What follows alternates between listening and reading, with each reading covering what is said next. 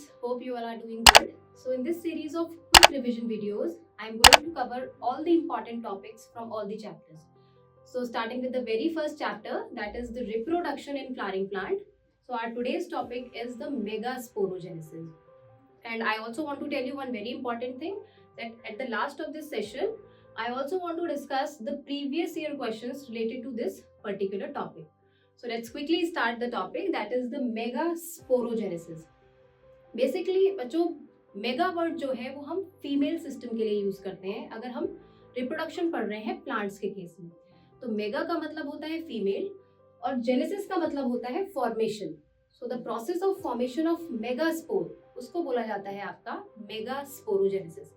इस प्रोसेस में क्या होता है, जो ओव्यूल्स प्रेजेंट होते हैं, हमें पता है कि भाई ओव्यूल्स में न्यूसेलस प्रेजेंट होता है और न्यूसेलस के माइक्रोपाइलर एंड पर, याद रखिएगा क्वेश्चंस पूछे भी गए हैं कि न्यूसेलस के कौन से एंड पर आपका मेगास्पोर मदर सेल प्रेजेंट होता है. तो you have to answer that nucellus के माइक्रोपाइलर एंड पर आपके मेगास्पोर मदर सेल प्रेजेंट होते हैं. तो यहाँ पर आप देख सकते हैं, तो ये जो मेगास्पोर मदर सेल है बेटा, इनका जो प्लॉइडी लेवल होता है वो डिप्लॉइड होता है. ये आपके प्रेजेंट है micropylar end of the nucellus. तो ये मेगास्पोर मदर सेल जब मियोसिस के थ्रू डिवाइड होते हैं तो ये कन्वर्ट हो जाते हैं आपके 4 हेप्लॉइड मेगास्पोर्स में से. तो ये जो 4 हेप्लॉइड मेगास्पोर हैं आपके, इसमें से 3 जो है वो डिजेनरेट हो जाते हैं और सिर्फ एक बचता है आपका, जिसको हम फंक्शनल मेगास्पोर बोलते हैं. वो फंक्शनल मेगास्पोर आगे जाके क्या करता है, फीमेल गैमेटोफाइट बनाता है, जिसको आप एम्ब्रियो सैक बोल रहे हो. तो इस फ्लो चार्ट में आपको वही दिखाया गया है. फर्स्टली आपको यहाँ पर जो शो हो रहा है that is the megaspore mother cell, जो कि न्यूसेलस के माइक्रोपाइलर एंड पर प्रेजेंट था. इसमें मियोटिक डिवीजन हुआ, यहाँ पे मियोसिस हुआ है, ठीक है, मियोटिक डिवीजन हुआ. मियोसिस के बाद आपको क्या मिल गए, 4 हेप्लॉइड मेगास्पोर मिल गए. इन 4 हेप्लॉइड मेगास्पोर में क्या हुआ, 3 जो है वो तो आपके डिजेनरेट हो गए और एक जो बचा that is the functional megaspore, वो आगे जाकर आपका क्या बनाएगा, फीमेल गैमेटोफाइट, जिसको आप एम्ब्रियो सैक बोलेंगे. इनिशियली अगर हम बात करें तो इनिशियली आपका जो एम्ब्रियो सैक होता है वो आपका सिंगल न्यूक्लिएटेड होता है, ठीक है. अब उसमें क्या होगा बेटा, उसमें आपका माइटोसिस होती है. ये बात हम पहले भी क्लास में डिस्कस कर चुके हैं. तो जब आपका क्या बना, एम्ब्रियो सैक बना, इनिशियल स्टेज में वो सिंगल न्यूक्लिएटेड होता है. जैसे ही उसमें माइटोसिस हुआ, यहाँ पर मेगास्पोरोजेनेसिस के केस में जो माइटोसिस होती है वो 3 बार होती है, थ्राइस होती है वो, ठीक है.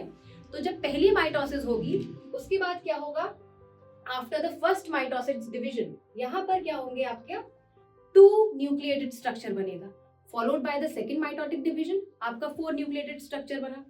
4 न्यूक्लिएटेड स्ट्रक्चर बना, जब थर्ड आपकी माइटोसिस हुई तो आपका फाइनली 8 न्यूक्लिएटेड एम्ब्रियो सैक का स्ट्रक्चर आपको मिलेगा. जो इस 8 न्यूक्लिएटेड स्ट्रक्चर बना, उसमें से बेटा जो 6 होते हैं that is surrounded by the cell wall and organised into complete cell. और जो रिमेनिंग 2 हैं आपके, वो उनको हम बोलते हैं पोलर न्यूक्लियाई, जो कि आपके सेंट्रल सेल में प्रेजेंट होते हैं, ठीक है. तो बेसिकली जो एक कंप्लीट आपका फीमेल गैमेटोफाइट होता है वो 7 सेल्ड 8 न्यूक्लिएटेड स्ट्रक्चर होता है. कैसे होता है, जैसा आपका दिखाया गया है, यहाँ पे लिखा हुआ है मैच्योर एम्ब्रियो सैक, ठीक है. मैंने पहले आपको बताया कि भाई जो 8 न्यूक्लियस बने उसमें से 6 जो है वो तो वेल डेवलप्ड हो गए, बचे हुए 2 जो है वो पोलर न्यूक्लियाई सेंट्रल सेल में आकर एडजस्ट हो गए. अब अगर आप कंप्लीट मैच्योर एम्ब्रियो सैक का स्ट्रक्चर देखेंगे तो इसमें क्या होगा, इसमें जो ऊपर के आपको 3 जो ये सेल दिख रहे हैं, इसको हम क्या बोलते हैं, एंटीपोडल सेल्स, ठीक है. जो आपके रिमेनिंग यहाँ पर 3 है, 3 3 6 और ये आपका 7. अगर हम कंप्लीट की बात करें, हम बोल रहे हैं 7 सेल्ड 8 न्यूक्लिएटेड स्ट्रक्चर. तो 1 2 3 4 5 6, ठीक है, ये तो आपके 6 आ गए सेल इधर, और पूरा का पूरा ये 7वां सेल हो गया. तो 7 सेल्ड हो गए और इसमें कितने न्यूक्लियस है, 8 न्यूक्लियस प्रेजेंट है. इसलिए हम फीमेल गैमेटोफाइट को क्या बोलते हैं, 7 सेल्ड 8 न्यूक्लिएटेड स्ट्रक्चर. तो इसमें से जो 3 ये वाले सेल हैं आपके, इनको आप बोलते हो एंटीपोडल सेल्स. नीचे के जो आपके बेसल एंड पर प्रेजेंट है दैट इज 2 जो होते हैं, इसमें आपके सिनर्जिड्स होते हैं. सेंट्रल सेल को एग सेल बोलते हैं. सिनर्जिड्स में ही आपके क्या होते हैं, आपके फिंगर लाइक प्रोजेक्शंस प्रेजेंट होते हैं सिनर्जिड्स के अंदर, जिसको आप फिलीफॉर्म एपरेटस बोलते हो. तो filiform apparatus inside the synergids, middle में आपका एग सेल प्रेजेंट है और सेंट्रल में आपका क्या है, पोलर न्यूक्लिया है. अब बेटा क्या होता है यहाँ पर,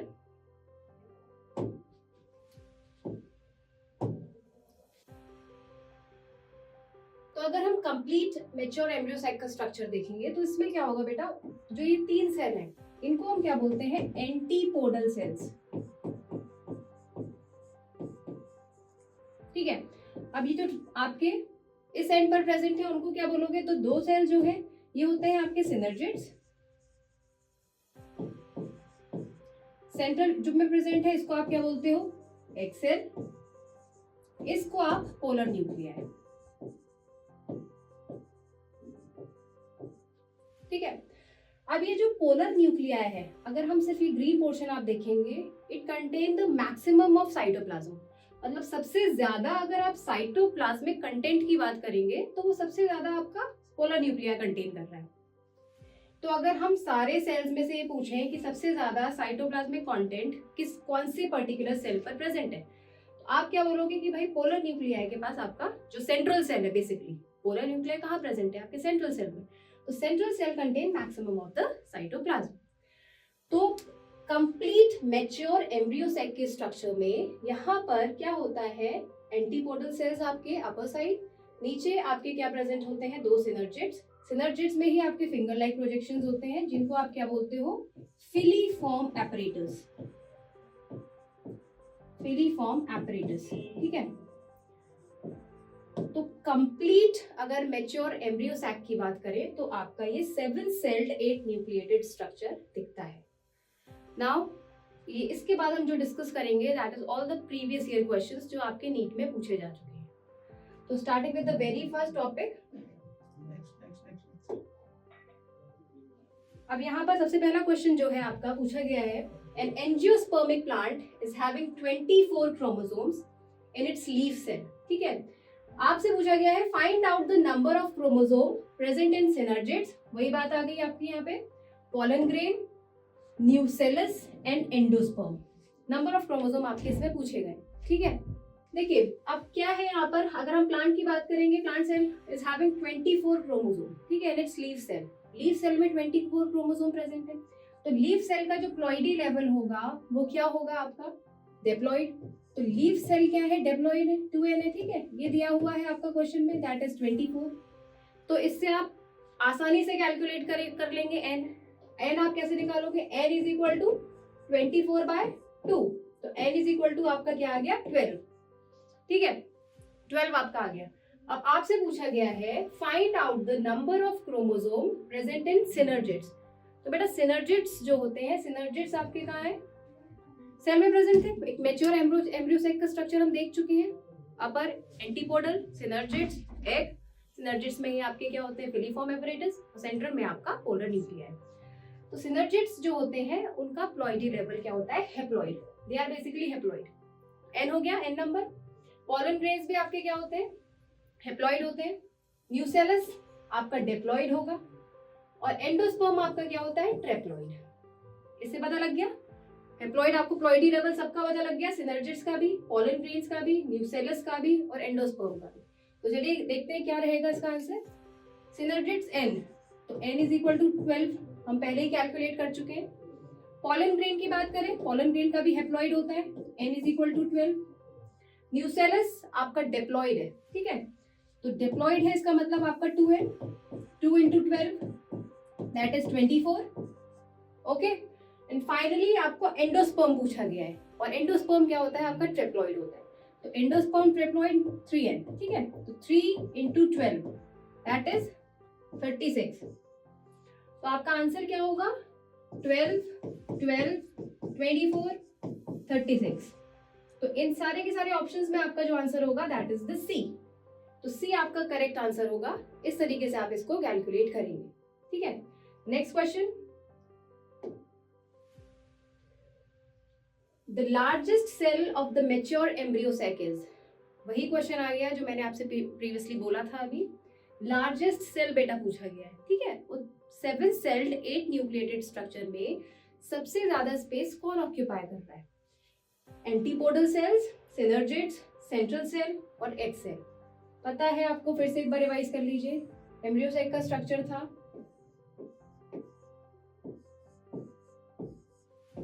तरीके का स्ट्रक्चर था आपका 7 सेल्ड 8 न्यूक्लिएटेड स्ट्रक्चर। ये क्या है, तीनों आपके एंटीपोडल सेल्स, ठीक है। ये आपका क्या है, सेंट्रल सेल। यहाँ पर ये दोनों क्या है आपके सिनर्जिड्स, इसको आप सिनर्जिड्स बोलेंगे। ये क्या है आपका एक सेल। पूछा क्या गया है, the largest cell of the mature embryo sac is. तो लार्जेस्ट सेल मतलब जो आपका सबसे maximum of the cytoplasm contain कर रहा है। तो आंसर क्या होगा आपका, सेंट्रल सेल, ठीक है। तो सेंट्रल सेल जिसमें आपकी पोलर न्यूक्लियाई प्रेजेंट होती हैं, वो आपका आंसर रहेगा। नेक्स्ट,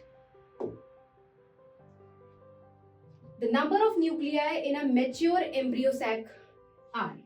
नंबर ऑफ न्यूक्लियाई पूछा गया है, क्वेश्चन सही से पढ़ लीजिएगा। इसमें आपको सेल नहीं पूछा गया है, कितना न्यूक्लिएटेड सेल है, ठीक है। तो number of nuclei 7 sailed 8 nucleated structure पढ़ा था ना अभी, 7 सेल्ड 8 न्यूक्लिएटेड स्ट्रक्चर आप इसको बोलते हो।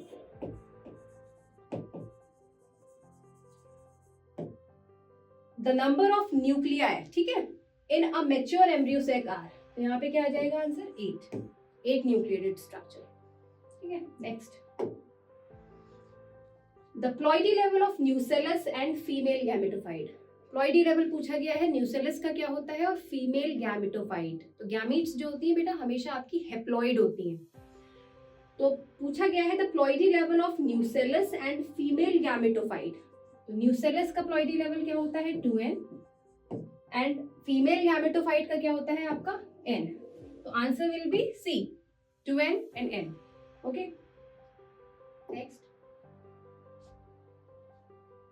The ovule of an angiosperm is technically equivalent to.